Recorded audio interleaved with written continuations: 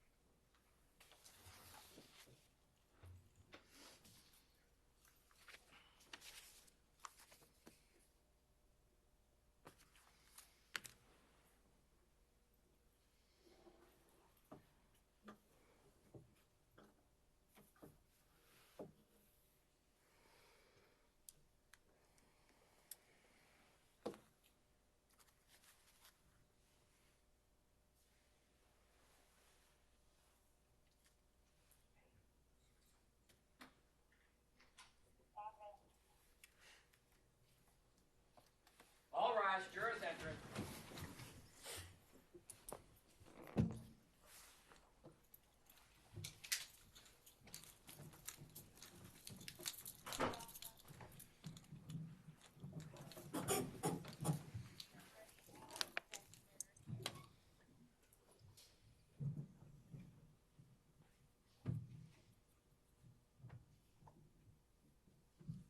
May be seated.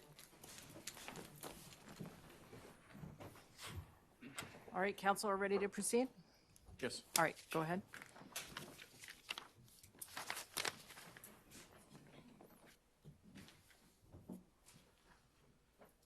Good morning. My name is Drew Virtue. I introduced myself earlier when we had a larger group, but now that it's a smaller group, I just wanted to reintroduce myself again. To give you some room to stand on here of parties and what they're doing. My name is Drew Virtue. I'm the prosecutor, meaning I'm going to be presenting evidence supporting the defendant's guilt. Defense counsel will be representing their client.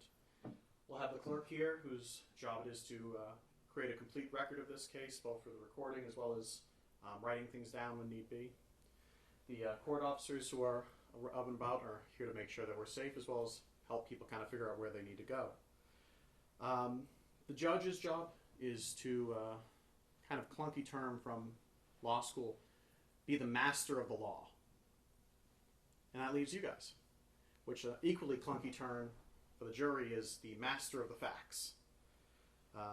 It's the idea that it's your job, it's your exclusive job, your special job, to determine the facts at stake that we're talking about, what actually happened.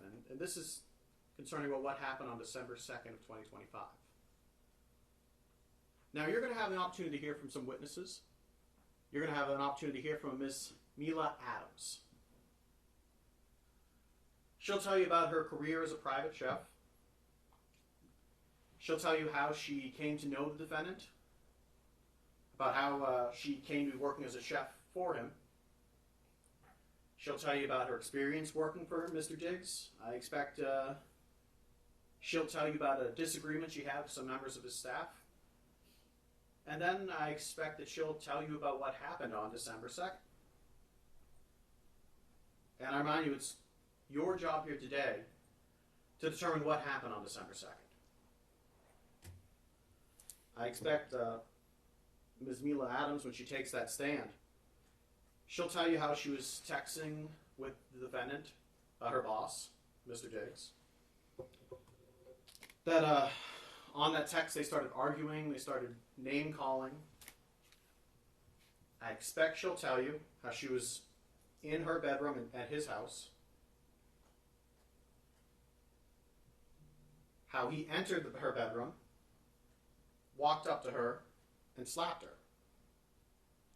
I expect she's going to tell you how he put her in a headlock, the difficulty she had breathing, that he threw her on the bed, and then he left. I expect she's going to tell you then how that affected her, what she did after her, how she continued working for him afterwards, how she had a dispute with him over a payment, how his staff told her that she needed to sign a non-disclosure agreement to get paid. I expect she'll tell you that it wasn't until after this incident in December 2nd that anyone talked to her about a non-disclosure agreement. I expect for her to tell you how she eventually left that job as a chef, Mr. Diggs, and how she eventually reported what happened to her to the police. You also have an opportunity to hear from an officer from the Dedham Police, one Kenneth Ellis. He'll tell you about his training that he undertook in order to become an officer and how on December the 16th, Ms. Mila Adams came to the Dedham Police Station to talk to the police. He'll be able to tell you a bit about that encounter, what he saw, a little bit about that conversation, and ultimately how he chose to, how charges were filed against Mr. Diggs. Now, in this case, Mr. Diggs has no obligation to call any witnesses. He may choose not to call any witnesses, and you cannot hold that against him. But in the event that he does call witnesses, I ask that you give his witnesses the same care, the same attention, and the same scrutiny that you give to the Commonwealth's witnesses.